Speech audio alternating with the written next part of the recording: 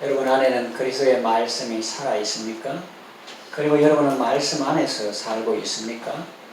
그리스도께서 그의 백성들 안에 사시고 그의 백성들은 그리스도 안에 삽니다. 그와 마찬가지로 그리스도의 말씀 또한 그들 안에 살 수 있으며 그들 또한 그리스도의 말씀 안에 살 수 있습니다. 본문 말씀이 성취된 삶을 살고 있는 사람들은 말할 수 없이 복된 삶을 살고 있는 것입니다. 우리 교회 모습이 이러면 참 좋겠죠. 지금도 그렇지만 더욱더 각자 성도의 마음속에 예수님의 말씀이 풍성하게 교회에서 모든 지혜로 피차 가르치며 세워주고 권면하고 시와 찬송과 시인은 작품을 내고 시집을 내서 시인이 되는 게 아니고 하나님께 받은 엄청난 은혜, 꽃이나 자연이나 사람이나 역사나 이런 걸 통해서 하나님께서 받은 은혜가 엄청나게 있는데 그거를 무슨 표현할 그런 도구나 형언할 수 없는 그런 말로 다 형용할 수 없는 그것을 짧은 말로 압축되거나 그걸 시라거든요. 그러니까 꼭 시집을 안 내도 여러분이 다 시인이 될 수 있고 찬송과 신령한 노래를 부르며 감사하는 마음으로 하나님을 찬양하고 그랬습니다. 이렇게 사는 사람은 참 복된 삶을 살고 있는 거죠. 어떻게 그리스도의 말씀이 우리 안에 풍성하게 거하게 할 수 있는가? 여러분이 시간을 내서 성경을 읽지 않는 한 그 말씀은 절대로 여러분 안에 거할 수 없습니다. 우리가 시간을 따로 내서 성경을 읽지 않으면 성경을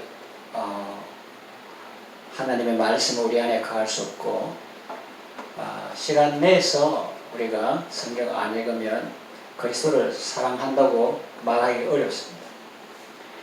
우리는 하루 일과를 보내면서 친구들과 이야기하고 다른 사람들이 하는 말을 듣는 데는 때로는 몇 시간씩 바칩니다.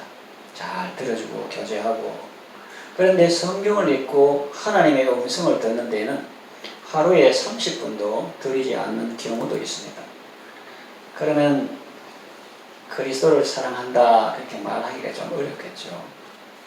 모든 성도는 신약 성경을 1년에 한 번 이상은 읽어야 합니다.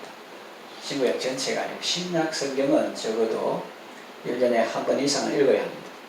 물론 개인적으로 특수한 사정이 있을 수는 있겠죠. 그러나 보편적에서 말해서 그렇다는 겁니다. 매일 평균 석 장씩 읽고 주일에 5장씩 읽어나가면 성경 전체를 1년에 다 읽을 수 있습니다. 나는 목회자입니다. 나는 그리스도의 일꾼입니다. 하면서 성경을 이만큼도 읽지 않는다면 자신을 가리켜서 나는 그리스도의 신실한 종입니다. 그렇게 말하기 어렵겠죠. 사실은 목회자나 사역자뿐만 아니라 일반 성도들도 마찬가지 아니겠습니까? 시간을 내어서 성경 전체를 체계적으로 읽지 않는 한 말씀이 우리 안에 거할 수가 없습니다. 그리스도인이 된 지 몇 년이 지났는데도 아직 그의 말씀을 체계적으로 읽어보지 않았다면 하나님께 얼마나 모욕적인 행위입니까? 그게 그렇게 모욕적인 행위입니까? 내가 바빠서 못 읽었는데 이렇게 생각할 수 있는데 왜 모욕적인 행위인가 하면은 여러분의 친구나 배우자나 혹은 앞으로 배우자가 될 사람이 여러분을 사랑한다고 말하면서 나는 당신을 사랑합니다. 나는 당신을 존중합니다.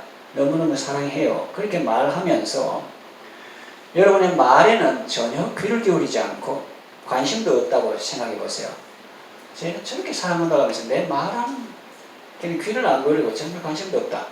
이거 말했는데 귀떡으로도 안 듣고 저녁에는 모른다. 그러면 모욕감을 느끼지 않겠습니까? 성경을 반복해서 읽는 것보다 더 스릴 있는 독서는 없습니다. 특히 신약 성경을 반복해서 읽는 것은 매우 흥미가 있습니다. 신약 성경이나 성경 전체를 다 읽고 날 때마다 가슴이 기쁨으로 뛰는 것을 발견할 것입니다. 참 신기하죠? 세상 거는 자꾸 읽으면 실증나고 그런데 성경 말씀은 읽어도 끝이 안 나는 거예요. 제가 어릴 때 유치원 때 배운 찬송 생각하는데 1, 2, 3, 4 배운 건 유치원 때고 가나다라 배운 건 다음에지만 우리 주님 말씀은 생명의 말씀, 듣고 듣고 들어도 끝이 없어요. 그래서 자꾸 처음 읽을 때보다 두 번째 읽을 때 전에 안 보이던 것이 보이고 또 깨닫게 되고, 그래서 읽을 때마다 가슴이 뛰는 것을 발견할 수 있습니다. 우리는 다른 방식으로는 도저히 얻을 수 있는 그런 영적인 힘을, 다른 데서는 누구에든 어떤 방법으로도 얻을 수 없는 그런 영적인 힘을 우리는 하나님의 말씀에서 얻을 수가 있는 것입니다. 그래서 이 믿음의 강장제를 먹어야 되는데, 성경 말씀을 늘 먹고 사는 것만큼, 먹는다는 것은 영원히 먹는다는 것은 읽는 걸 말해요. 성경 말씀을 읽고 늘 하나님의 말씀을 먹고 사는 것만큼 기적적인 믿음의 강장제도 없는 것입니다. 그런 믿음이 자라려면 그럴 수밖에 없다는 거예요. 로마서 10장 17절에 그러므로 믿음은 들음에서 나며 들음은 그리스도의 말씀으로 말미암았느니라 그랬습니다. 풀어서 말하면 이 그리스도의 말씀을 들을 때에 믿음이 생기고, 또 그리스도의 말씀을 읽을 때에 그 믿음이 자라는 것입니다. 영적으로 건강한 그리스도인은 말씀에 실증나는 법이 없을 것입니다. 그래서 성경 전체를 10번 읽고 나면 읽어도 참 감사한데 한 20번 읽었더라면 더 좋았을 것을, 그런 생각하게 될 것이고, 신약 성경을 50번, 100번, 200번 읽고 나면 마음이 얼마나 허무하고 좋은지 모릅니다. 한번 성경 읽기를 끝마칠 때마다 여러분은 전에 읽었을 때보다 이번에 더 많은 복을 받았다는 것을 깨닫게 될 것입니다. 구약의 어떤 부분들, 예를 들면 사람들의 이름만 잔뜩 적혀 있는 부분이나 혹은 희생 제물이나 성전 규모에 관한 상세한 가르침들이 나오는 구절들을 읽을 때 별 흥미를 느끼지 못하고 복을 맛보지 못할 수도 있습니다. 물론 그 구절에도 깊이 들어가면 많은 영적인 은혜가 있는데 겉으로 볼 때는 그럴 수 있다는 거예요. 그러나 그런 구절들은 하나님의 인도하심이 얼마나 상실한가를 깨닫는 데 도움이 됩니다.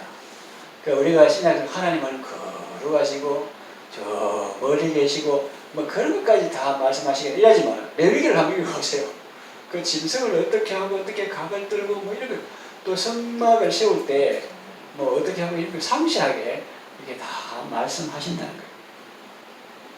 그래서 우리는 하나님은 정말 우리 삶을 다 아시고 우리를 인도하실 때 이렇게 세밀하게 인도하시는구나, 그런 걸 우리가 깨달을 수 있습니다.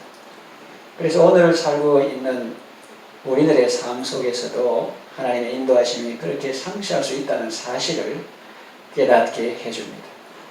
그리고 그런 뭐 족보나 희생제물이나 성막의 그런 제도 양식에 관한 것이 아니고 일반적인 그 역사적이고 예언적인 구절들 대부분은 우리에게 많은 것들을 가르쳐 주죠. 성령님은 여러분이 반복해서 읽은 성경 구절들을 기억나게 하셔서 그것을 가지고 여러분을 인도하시고 여러분을 고쳐주시기도 하시며 자신감과 믿음을 세워주시기도 하십니다.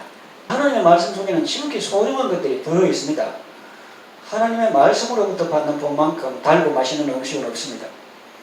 하나님이 여러분에게 직접 주시는 메시지로 보이는 성경 구절을 볼 때 여러분 영혼 안에 있는 샘 솟는 그 황홀함보다 더 감미로운 음악을 얻습니다. 말씀 안에서 그리스도와 그분의 뜻을 새롭게 발견하는 것보다 더 스릴 있는 모험도 없습니다. 그리스도와 그의 말씀에 부요한 만큼 그렇게 오래 지속되는 부도 없습니다. 주 안에서 사랑하는 성도 여러분, 하나님의 말씀을 배불리 먹고 성경에 있는 축복의 샘에서 샘물을 마십시오. 여러분을 위해 비축되어 있는 그 신령한 복들을 맛보시고 체험하십시오. 하나님의 약속들을 의지하십시오. 그 거룩한 페이지들에서 나오는 빛으로 여러분의 길을 환하게 밝히십시오. 평강을 얻고 싶습니까? 말씀을 읽으십시오. 믿음을 얻고 싶습니까? 말씀을 읽으십시오. 마귀를 멀리 쫓아내고 싶습니까? 하나님의 말씀인 성령의 검을 취하십시오. 기쁨을 맛보고 싶습니까? 말씀을 읽으십시오. 여러분의 기도 생활이 변화되기를 원하십니까? 하나님의 말씀을 읽으십시오. 그리스도의 모든 부요함을 받아 누리고 싶습니까? 그리스도의 말씀이 여러분 안에 풍성히 거하게 하십시오. 그러면 여러분 영혼에 시와 찬미와 신령한 노래들이 가득 차고 넘쳐서 노래하게 될 것입니다. 그리스도의 말씀이 여러분 안에 풍성히 가하여 참 사랑과 감사와 찬양의 삶을 살아가시기를 바랍니다.